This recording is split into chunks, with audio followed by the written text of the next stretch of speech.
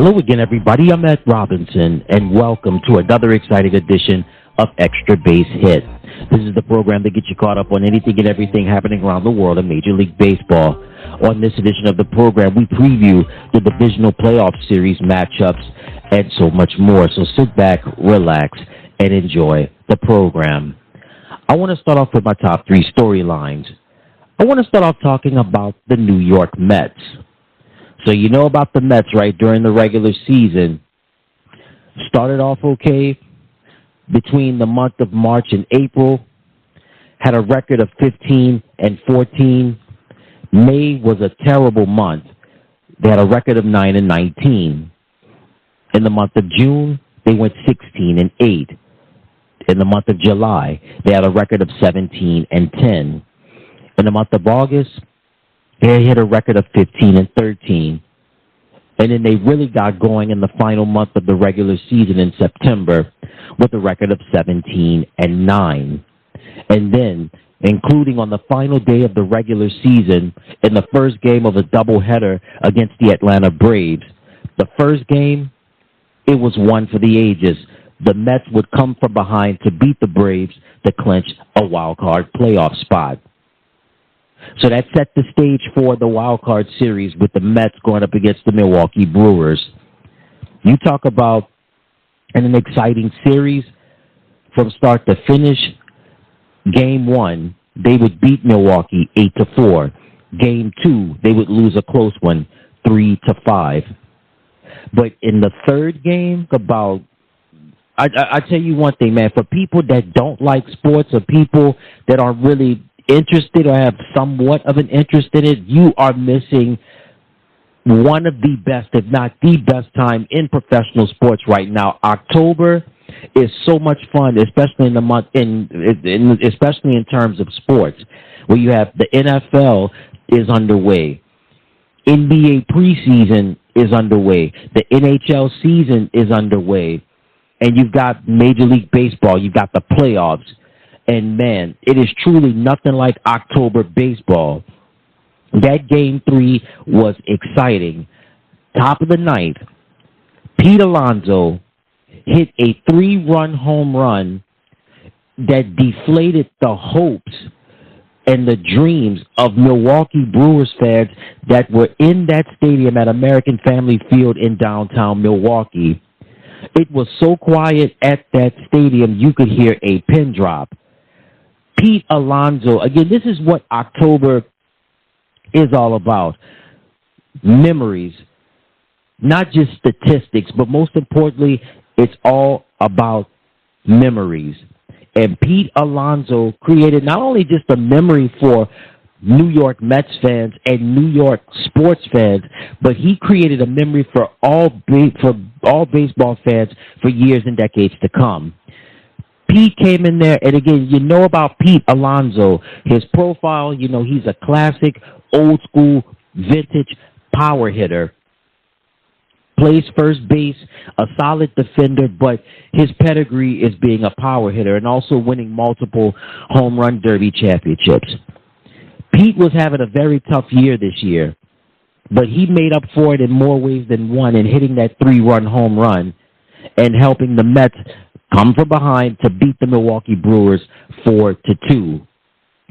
We'll preview the divisional playoff round with the Mets going up against the Phillies in just a little bit, but man, the New York Mets, this has been one heck of a ride this year. This has been a fun one. This has been a season for the ages where people counted them out. They were really in and out of the mix this year. Nothing was really set in stone. They were in solid position for a playoff spot, but nothing was really etched in stone with the Mets. But they got going, especially late in the year, and again with them getting that victory over the Braves in Game 1 of the doubleheader, that really helped them out tremendously. And they have been on a roller coaster. This has been a fun ride. And for anybody that watched that game, for anybody that whether you're a Mets fan or not, you just a fan of the game and a fan of baseball, I mean, it was a treat. This is what it's all about. This is what not just sports is all about, but really what October baseball is all about, making memories. And Carlos Mendoza, in his first year as the head coach, well, I should say not head coach, but the manager of the New York Mets, he has rallied his guys in more ways than one. And certainly the Mets are definitely riding a high right now going into this series against the Philadelphia Phillies. My next storyline is going to be the Detroit Tigers. So for the Tigers, what an impressive win over the Houston Astros. You know, I had the Astros winning this series because of, let's face it, not just because of the pitching, but really because of the power in that lineup with Jose Altuve, Yordan Alvarez, Kyle Tucker. Yeah, I mean, the list goes on with that roster that they have, and that hitting is phenomenal. But Detroit, they showed a lot of grit. Tariq Skubal coming in, and he pitched a game. He was so effective in the first game of that series against Houston. And, I mean, they won close games. It was 3-1 in Game 1. Game 2, Houston had them for a moment, but, man, the Astros came in, Houston had them 2-0, but late in the game, Detroit came in and their offense really got going, and my goodness, they never looked back. And now you talk about grit and determination, and certainly that team is the embodiment of their city. When you think of Detroit, hardworking, muscle, the automotive industry, blue collar, no nonsense approach, and certainly that's what Detroit had to be, especially in that game too. Because remember, Houston had a 2-1 lead going into the 8th inning, and then all things changed when Andy Ibanez hit a double, and that was all she wrote. And Detroit never looked back. So there was I was surprised that Detroit won this series. I didn't have Detroit winning this series. I actually had the Astros going in just based on the pitching and especially their lineup with those power hitters that they have. But nevertheless, that's the beauty of sports, and especially that's the beauty of October. And you never know what's going to happen. And certainly the Detroit Tigers went down to Houston, handled their business, and they'll go ahead to the next round in the divisional round. And, yeah, man, they're making noise in the Motor City in Motown right now. Certainly the Detroit Tigers, man, they shocked me. I don't know how many people. I mean, I'm sure they shocked a lot of people. They shocked me included, but nevertheless, the Detroit Tigers move on to the next round. And for my last storyline is going to be the teams that have been eliminated. So let's start with the Houston Astros.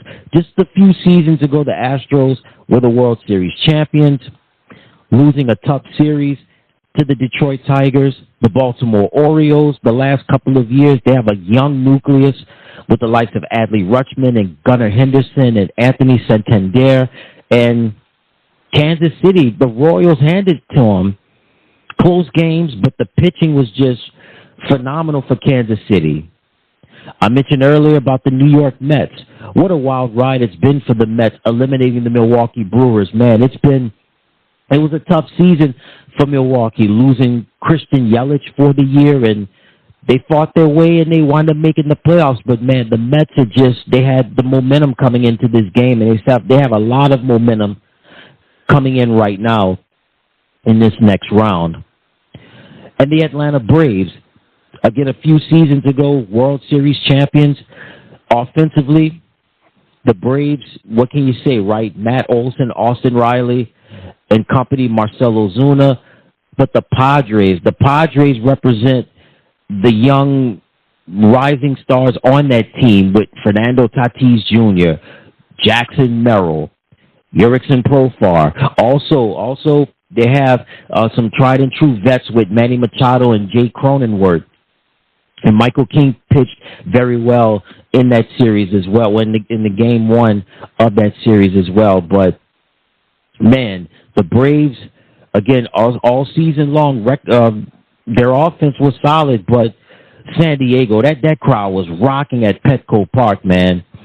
And certainly a lot is going to go into this offseason in terms with the Braves, the Brewers, the Orioles, and the Astros, man. They've got a lot of decisions to make, man, and it certainly, hopefully they can get back to the mountaintop and get back not just to a wild card, but advance to a divisional series and maybe a championship series and maybe the World Series. Who knows? But a lot of decisions to be made in the off season. All right, so now let's preview our divisional matchups. We've got the number 1 seed New York Yankees going up against the 5th seed Kansas City Royals.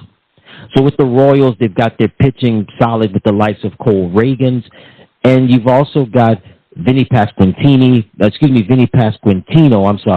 and then of course Bobby Witt Jr., who's just been really that offense for the Kansas City Royals this year. Also Salvador Perez, still a tried and true veteran, still somebody that can, still gets his in and still gets the job done. But they've got a tough task going up against the Bronx Bombers and the New York Yankees. Aaron Judge, hands down, most likely will win the American League MVP. Again, another record year, another banner year. And not just with Aaron Judge, but Giancarlo Stanton and company. And, Garrett Cole in the rotation. Yankee Stadium, the Yankees, the fans are going to be out and about. They're going to be there supporting their team. But you just never know. You just never know what could happen with the Royals. I mean, it is October, right? So, I mean, anything can happen. But the Yankees, they're at home to start off this series. They've got their squad with them. As I mentioned earlier, Aaron Judge, another banner year for him, another monster year statistic-wise, and we'll see what's going to happen. This is going to be a fun series. I think a lot of people are going to downgrade this series, but I think this is going to go 5. I like the Yankees to win in 5. I think this is going to be really an exciting series. I don't think people are going to give this series enough credit, but I like the Yankees to win in 5. We've got the number 2 seed Cleveland Guardians going up against the Detroit Tigers. So for Detroit, they pulled off an upset, beating the Houston Astros.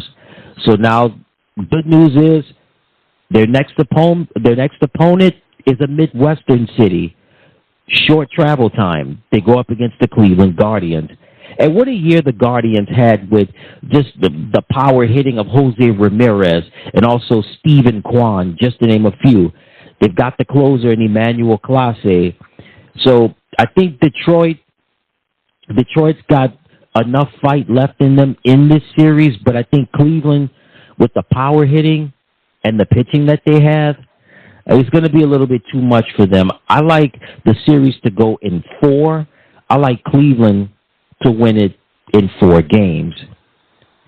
The National League Division Series, the number 1 seed Los Angeles Dodgers going up against the number 4 seed San Diego Padres. So when you think of the Padres, as I mentioned earlier, the young nucleus with Jackson Merrill, Fernando Tatis Jr. Also, you've got the vets with Manny Machado, Jay Cronenworth. You've got the pitching led by Michael King and company. The Padres they're on a roll right now, and certainly that fan base was rocking at Petco Park in downtown San Diego. So in the Battle of California, they're going to be going up against their rival, the Los Angeles Dodgers. Freddie Freeman, and that guy named Shohei Ohtani, you talk about a record-breaking year, hands down will win the National League MVP.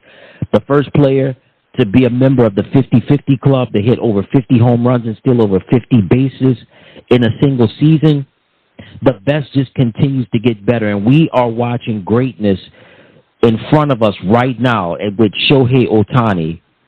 The Dodgers, they've got it going on right now. The Padres have got it going on as well, but the Dodgers have so much going on for them. I think this is going to go 4 games. I like the Dodgers to win in 4. And we have our last series, which is the Philadelphia Phillies going up against the New York Mets. Personally, I think this is the series that is going to steal the show in the division round. So you've got Phillies and the Mets. Let's start off with the Phillies. Solid all season long. Bryce Harper, Kyle Schwarber, Alec Bohm, Nick Castellanos. Solid On the hitting side, the pitching, Aaron Nola, Zach Wheeler, Ranger Suarez and company.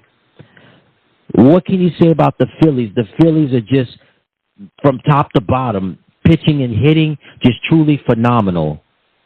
But the New York Mets, man, the Mets are have been such a feel-good story really since the middle of September, and they are just riding an emotional high right now. Pete Alonso hit the 3-run home run to put the Mets ahead in that deciding game against the Milwaukee Brewers.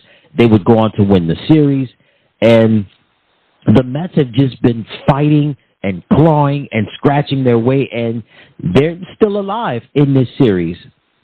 The Phillies are the better team, but I just think the Mets have just got so much momentum working for them right now.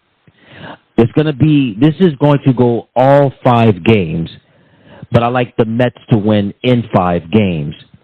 And this is going, the history of not just the Phillies and the Mets, but just Philadelphia and New York. Not just two iconic cities in terms of culture and the arts, but also in sports as well. In both of these cities, they love their sports. And again, about an hour and 30 minutes, I-95, down the New Jersey Turnpike, Philly, New York. I mean, hey, a lot of Mets fans will be in Philly for those games when they play them in Philadelphia. A lot of Phillies fans will make that trek up to New York, up to Queens to be exact, to go watch their team play at Citi Field to take on the Mets. This is going to be fun, but I think it's going to go 5 games, and I like the Mets to beat the Phillies. And that's it, and that's going to do it for another edition of the program. Until next time, everybody, I'm Ed Robinson saying so long, you take care, and enjoy the games.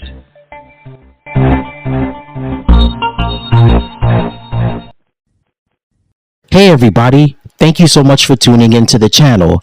Remember to click like, share, and subscribe, and thank you for watching.